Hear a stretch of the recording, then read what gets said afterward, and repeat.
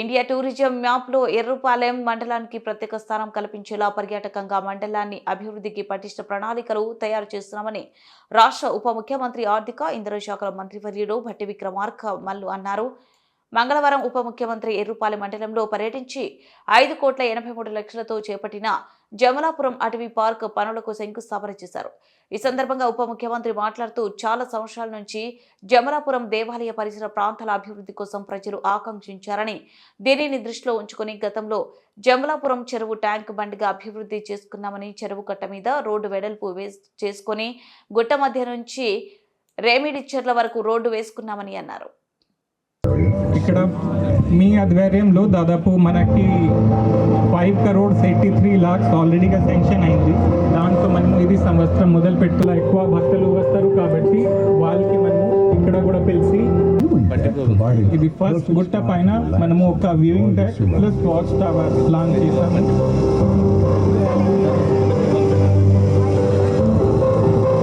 Tank బండ్గా develop చేసుకొని ఇక్కడికి వచ్చేటువంటి భక్తులు సాయంత్రం పూట చెరువు దగ్గరికి వెళ్ళి చేదతీరి అక్కడ ఉండేటట్టుగా, లేకపోతే ఈ ప్రాంత ప్రజలంతా కూడా ఆ టూరిజం పాయింట్గా దాన్ని చెరువుని వాడుకునేటట్టుగా కూడా మనం ఒక ప్రణాళిక తయారు చేసుకొని ఆ రోజుల్లో చెరువు కట్ట మీద నుంచి రోడ్డు వెడల్పు చేసుకొని రోడ్డు వేసుకోవటమే కాకుండా ఆడ గుట్ట ఉంది, అవతల వరకు రేవడిచెర్ల పోవటానికి అవకాశం లేదంటే గుట్టని మధ్య నుంచి చీలుస్తూ రోడ్డు వేసుకొని మనం రేవడిచెర్ల వరకు రోడ్డు వేసిన సంగతి కూడా మీ అందరికీ తెలిసింది.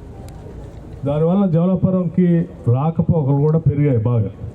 అయితే అనుకున్నంత స్థాయిలో మనం ఆ చెరువుని టూరిజం ప్రాజెక్టుగా డెవలప్ చేసుకోలేకపోయాం. దానికి కారణం గత 10 సంవత్సరాలు మనం అధికారంలో లేకపోబట్టి అనుకున్నట్టుగా డిజైన్ చేసినట్టుగా ఇంప్లిమెంట్ కాకపోవటం వల్ల అది ఆ రోజుల్లోనే 2013-14లో శాంక్షన్ అయితే కూడా 12-13 అనుకుంటా శాంక్షన్ అయితే కూడా పూర్తి స్థాయిలో దాన్ని వినియోగించి నిధుల వినియోగానికి సంబంధించిన సర్టిఫికేట్ 10 సంవత్సరాలు ఇవ్వకపోవటం వల్ల అలాగే పెండింగ్ పడిపోయింది. తిరిగి మళ్ళీ ఇందిరమ్మ రాజ్యం ప్రజాప్రభుత్వం రాగానే వెంటనే దీని మీద దృష్టి సారించి ఆ చెరువు పక్కన ఉండాల్సిన కాటేజెస్ గురించి టూరిజం శాఖ వాళ్ళు చెప్పి దాని అభివృద్ధి కోసం కూడా ప్రణాళిక తయారు చేయించాం. అట్లాగే ఫారెస్ట్ శాఖలో ఎకో టూరిజంని తీసుకొని పోవాలని చెప్పి రాష్ట్ర ప్రభుత్వం తరఫు నుంచి మొదటిసారి బడ్జెట్ రివ్యూ చేసేటప్పుడు దీనిపైన ఫారెస్ట్ అధికారులు టూరిజం అధికారులు అందరితో కలిసి రివ్యూ చేసి అప్పుడే కొన్ని ప్రత్యేకమైనటువంటి ఆదేశాలు ఇవ్వడం జరిగింది. ఎకో టూరిజం అంటే ఫారెస్ట్లో ఉన్నటువంటి వ్యవస్థని మనం ఎవరు డిస్టర్బ్ చేయకుండా, అంటే మనందరికి తెలిసిందే అడవులు మన అందరి ప్రాణాలు రక్షిస్తూ ఉన్నాయి. అడవుల ధ్వంసం అంటే మనల్ని మనం ధ్వంసం చేసుకుంటామే. అలా ధ్వంసం కాకుండా అడవిని ఆస్వాదిస్తూ మనందరం బతకాలి.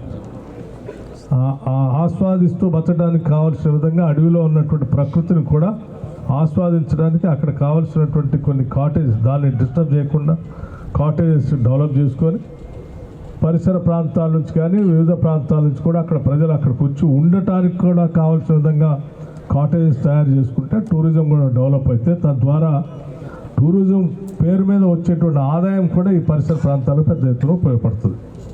చాలామంది రాకపోకలు సాగితే ఇక్కడ ఉన్నటువంటి వాళ్ళు ఇక్కడే డబ్బులు ఖర్చు పెట్టిపోతూ ఉంటారు. ఇక్కడ హోటల్ ఇండస్ట్రీ పెరుగుతుంది, భోజనాలు సప్లై చేసే వాళ్ళు పెరుగుతుంది, ట్రావెల్ వాళ్ళ పెరుగుతుంది, కార్లు నడుపుకునే వాళ్ళ పెరుగుతుంది, లేకపోతే వాళ్ళంతా వచ్చిపోతూ ఉంటే ఇక్కడ స్థానికులకి అందరికీ పనులు దొరుకుతాయి. వీటన్నిటి వల్ల ఈ ప్రాంతం అభివృద్ధి చెందడానికి కూడా అవకాశం ఉంటుంది. కాబట్టి దాన్ని దృష్టిలో పెట్టుకొని ప్రత్యేకంగా దీన్ని ఎకో టూరిజంని దీని పక్కనే ఈరోజు మనం అభివృద్ధి చేసుకుంటాం. దీన్ని ఆల్రెడీ శాంక్షన్ కూడా అయిపోయింది. ఈరోజు భూమి పూజ కూడా కార్యక్రమం చేసుకున్నాం. 6 నెలల్లో దీన్ని పూర్తి చేసి మనకు అందిస్తా అని చెప్పి సిద్ధార్థ గారు కూడా చెప్తా ఉన్నారు. ఇది ఒకటి. అట్లాగే దీంతో పాటు ఇక్కడ నుంచి ఇనిద్రమ్మ చెరువు కూడా, ఇనిద్రమ్మ చెరువు అనేది చాలామందికి తెలియదు, అసలు చాలామందికి తెలియదు. సో అది ముచ్చడిపాలెం పోయేటువంటి గ్రామంలో ఆ రోడ్డు పక్క నుంచి లెఫ్ట్కి లోపల పోతే నడుచుకుంటూ పోతే ఆ కొండల మధ్యలో ఉన్నటువంటి చెరువు దాదాపు చాలామంది చూసి ఉండకపోవచ్చు. సో ఆ చెరువుని నేను కొన్ని సంవత్సరాల క్రితం చూసి ఇది చాలా బాగుంది, ప్రకృతి పరంగా దీన్ని బాగా అభివృద్ధి చేయొచ్చు అనేటువంటి ఆలోచనతో దాన్ని కూడా టూరిజం పాయింట్గా డెవలప్ చేయడానికి, అంటే చుట్టుపక్కలంతా అడవి ఉంది, గుట్టలు ఉన్నాయి, గుట్టల మధ్యలో చెరువు ఉంది. ఆ చెరువుకి లింక్ చేస్తూ నాగార్జున కాలం నీళ్ళను కూడా అందులో తీసుకొచ్చి కలిపేస్తే ఎప్పుడు చెరువులో నీళ్లు ఉండేటట్టుగా దాంట్లోంచి కింద ప్రాంతాలకు కూడా నీళ్లు రావడానికి కావాల్సిన విధంగా ఏర్పాటు కూడా చేయడం జరిగింది.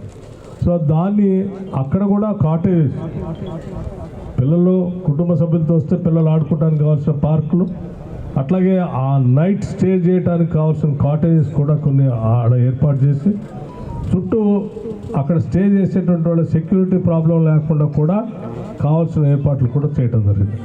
ఇది ఇంటర్నెట్లో పెడితే ఇక్కడ ఇది ఉందని, ఇనిద్రం చెరువు దగ్గర కాటేజెస్ ఉన్నాయని, ఆ కాటేజెస్ అన్ని చెరువుకి వెళ్ళి చూస్తా ఉన్నాయని, చుట్టూ అడవి ఉందని మనం నెట్లో డిస్ప్లే చేస్తే కేవలం ఖమ్మం జిల్లా వాళ్ళు కాదు, ఇంటర్నెట్ చూసుకున్నాడు ప్రతివాడు ఆన్లైన్లో బుక్ చేసుకొని వచ్చి ఇక్కడ 2-3 రోజులు ఉండిపోదాం అని చెప్పి ప్రశాంతంగా వచ్చి ఇక్కడికి వచ్చి ఉండిపోయేటువంటి పరిస్థితి ఉంటుంది. సో నేను మనందరికి చెప్పేది ఏంటంటే, ఇది ఈ నిద్రమ్మ చెరువు, జమలాపురం చెరువు, ఈ 2 చెరువులతో పాటు ఆడ పెద్ద చెరువు కూడా ఉంది, పేట చెరువు. ఆ పేట చెరువు సింహాద్రి అప్పన్న మనం డ్రింకింగ్ వాటర్ స్కీమ్ పెట్టుకున్నాం అక్కడ. ఆ చెరువు కూడా దాన్ని బాగా డెవలప్ చేసాం, మనం బండ్ డెవలప్ చేసాం, పైన డ్రింకింగ్ వాటర్ ట్యాంకులు కూడా కట్టాం. దాదాపు ఆ రోజుల్లోనే డ్రింకింగ్ వాటర్ స్కీమ్ చేసేటప్పుడే నాకు ఆలోచన ఉండి ఆ స్కీమ్ సరిపోయే స్థలం కంటే ఇంకో 5 ఎకరాలు ఎక్కువ కొని దానికోసం రిజర్వ్ చేసి పెట్టాను నేను. అది కూడా గుట్టమైనది. ఇవాళ 5 ఎకరాలు అక్కడ మన పార్క్ డెవలప్ చేసుకోవడానికి, టూరిజం ప్రాజెక్ట్ డెవలప్ చేసుకోవడానికి ఉపయోగపడతా ఉంది.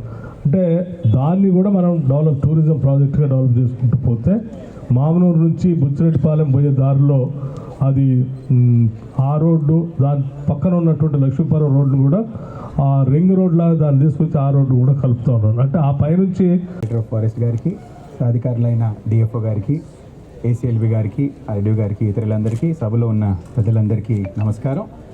అనేక అభివృద్ధి కార్యక్రమాల్లో ఒక చక్కటి కార్యక్రమం ఈరోజు పెట్టుకోవడం జరుగుతుంది. చాలామందికి తెలియదు. కొన్ని నెలల నుంచి మేము జిల్లాలో కొత్త పోస్టింగ్ తీసుకున్నప్పటి నుంచి ముఖ్యమంత్రి వాళ్ళు స్వయంగా ప్రతి అంశం పైన దృష్టి పెడుతూ డిజైన్ నుంచి ఇంప్లిమెంటేషన్ వరకు ఖచ్చితంగా ప్రజలకు ఉపయోగం ఉండాలి, మన టెంపుల్కి వచ్చిన భక్తులందరికీ ఇది ఉపయోగం ఉండాలని ముందు నుంచి చెప్తూ పోతున్నారు. చెవులో అనేక నెలల నుంచి, సంవత్సరాల నుంచి చేసిన శ్రమ ఫలితం ఇది. అది కూడా తమరందరూ గమనించాలి. 1-2 రోజుల్లో ఇటువంటి కార్యక్రమాలు ఎప్పుడు అవ్వవు. ఎంతో దీని వెనుకున్న నిరంతరమైన శ్రమ తర్వాత పట్టుబడి చేస్తేనే ఇటువంటి కార్యక్రమాలు చేసుకుంటారు. తొందరలోనే మా డిఎఫ్ఓ గారు, వారి శాఖ కూడా ఈ ఏరియానంతా మన ఉపయోగంలో తెచ్చుకుంటూ, మీ అందరూ కూడా ఒక అంశం తెలియాలి. ఖమ్మం కార్పొరేషన్లో దాదాపు మనకి ఒక వారానికి 4 నుంచి 5 వేల మంది వెలుగుమట్ల అర్బన్ పార్క్కి రావడం జరుగుతుంది. వాళ్ళ పిల్లల్ని తీసుకొని రావడం, స్కూల్స్ రావడం, అడల్ట్స్ రావడం, అక్కడ వచ్చి వాళ్ళు సరదాగా